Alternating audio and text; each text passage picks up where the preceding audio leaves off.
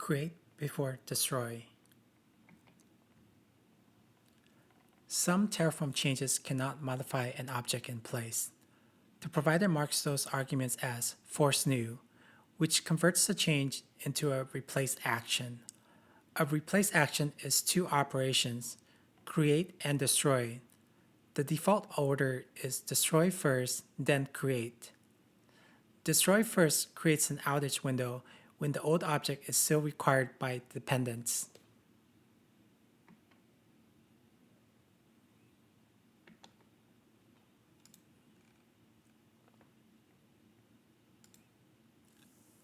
Lifecycle is a graph hint, not a provider feature.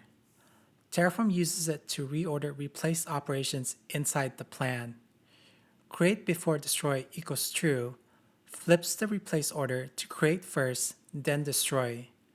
Create first reduces the outage window when the dependents can switch to the new object.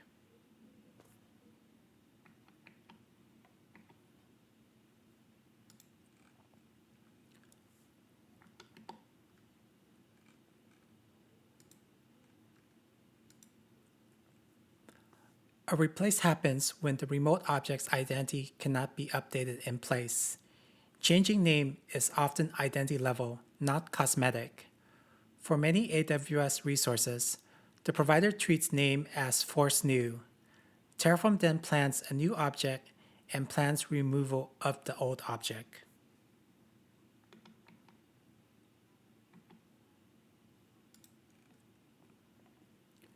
Create first means two objects exist temporarily.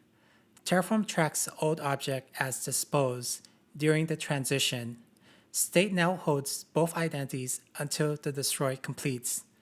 This increases plan clarity because you can see the transition instead of a hard cutover.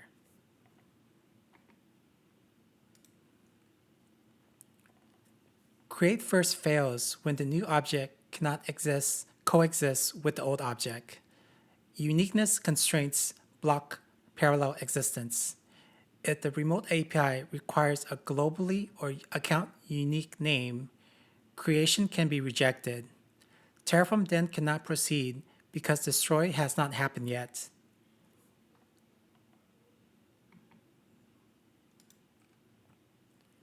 Create first only helps if dependents can rebind to the new ID. References force an update path through the graph. When a dependent resource uses the replace resource ID, Terraform can update the dependent after the new object exists. That update is a handoff point that removes the outage window.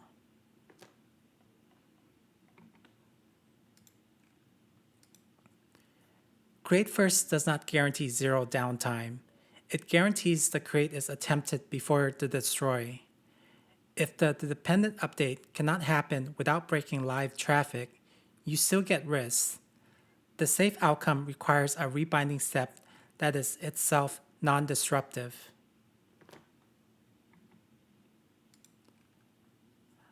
A controlled cutover is an engineered sequence, not a single flag. Create before destroy is one part of that sequence. You still need to ensure the graph has a clear, low-risk handoff point. The goal is to move consumers first, then remove the old identity.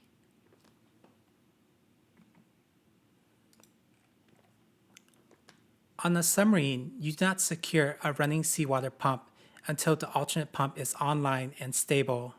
That sequencing is casualty prevention rule, not a preference. Create before destroy encodes the same rule into infrastructure transitions.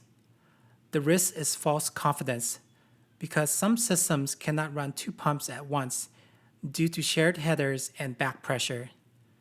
Terraform has the same class of constraint when the API forbids parallel objects, so create first can fail at the moment you need it most.